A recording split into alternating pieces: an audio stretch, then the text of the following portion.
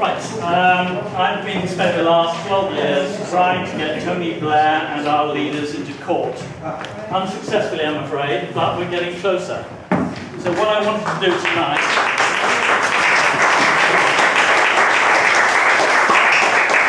is to tell you about a very important thing that happened last year that just gives us the possibility of bringing about the change that Niels was talking about.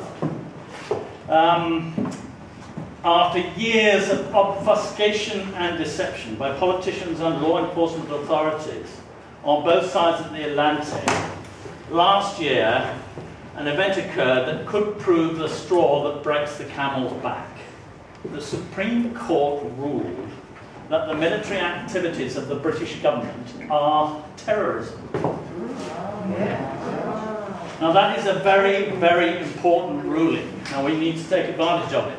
The reason why it's important is that this statement can now be used in court to prove that everyone in the UK who demands, collects or pays tax, which is or may be used for military purposes, is committing a crime under sections 15 to 17 of the Terrorism Act 2000 and is thus liable for arrest, prosecution and punishment.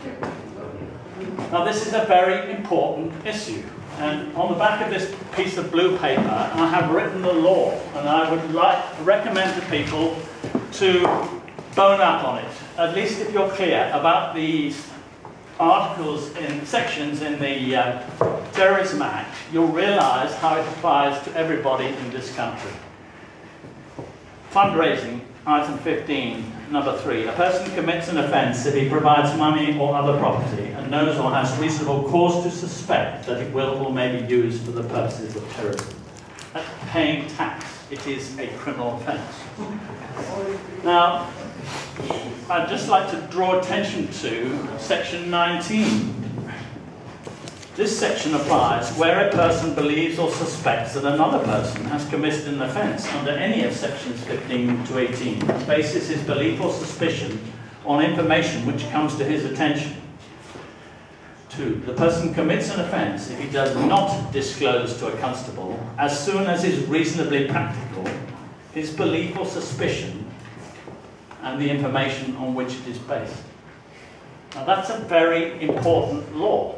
Basically, it means that all of us are committing a crime if we do not report these people to the police for crimes of funding terrorism. Now, we've got to get this into court. So really, that's why I'm here, is to say, look, this fact has come up. The Supreme Court has ruled, if you look down there, it's very important.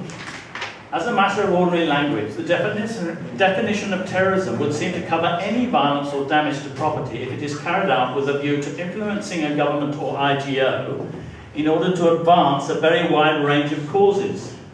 Thus, it would appear to extend to military or quasi-military activity aimed at bringing down a foreign government, even where that activity is approved, officially or unofficially, by the UK government. That's the quote from the Supreme Court. So the implications of this are very simple. We need to start refusing to pay tax because it is a criminal offence. So refuse to pay your council tax. Refuse to pay income tax, corporation taxes, and all the other taxes. But more importantly, report those people who do pay their taxes. The company directors of the big banks, the commercial operations that are ruining our world. We can report all of them because what they do is they take your PAYE and your national insurance out of your pocket and they pay it to the government, and that is a criminal offence under the Terrorism Act. And so we can get them into court to answer for that. Finally, I'd just like to give a quote from David Anderson, who is the independent reviewer of terrorism. The broad definition of terrorism in TA 2000 leaves very considerable discretion to the police. For example, the power to arrest under TA 2000, section 41, and to hold for extended periods of detention prior to charge can in principle be used against anyone who it is suspected or is or has been concerned in the commission, preparation or instigation of acts of terrorism. Legitimately elected political figures in the UK could quite lawfully be arrested under this power. More generally, the broad scope of the counter-terrorism legislation may serve to encourage police in the belief and public in the acceptance that it can be used against anyone at any time. This is what is being said to our parliamentarians by the independent reviewer of terrorism. We need to take it up. We need to do it. And so I am now reporting my local councillors for crimes, and a crime report has gone into the police, and I would urge everybody to do the same. What you need to do is just to get a firm understanding of this Act of Parliament. This is the first one and most important one that we can get them on, in a sense. It's rather like when Al Capone was arrested. They finally got him for tax fraud, not for mass murder or anything like that. This is our way to get our people into court for criminal offences under the Terrorism Act. So let's go for it. And this document has been circulating around. Everybody's got a copy of this.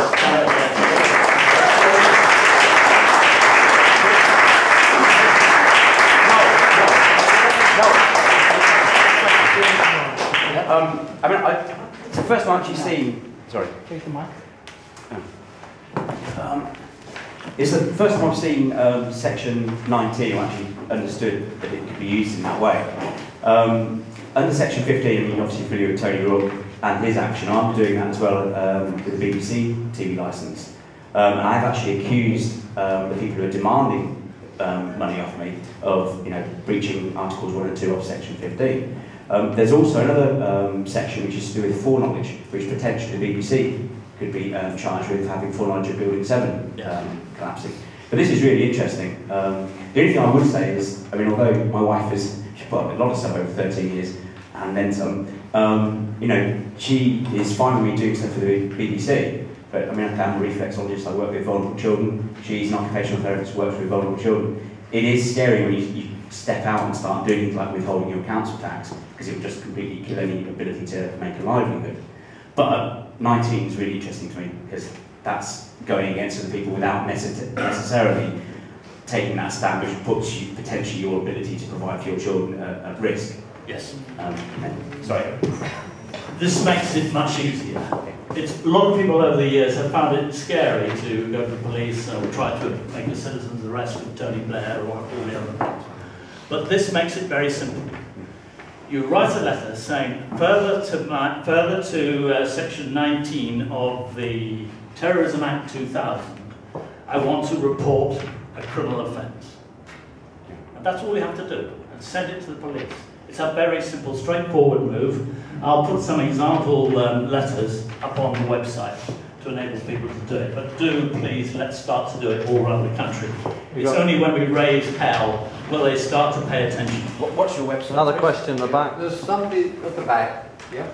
Just this point, I want to say I haven't paid my council tax for 2 years, and so far no one's taken legal action against me, so don't be too scared of not doing it. Great, well done, that's exactly what we need. Another point on that is that if you start to learn a little bit about it, you might do what we have done, and that is to put our home and our belongings in the name of a private family trust.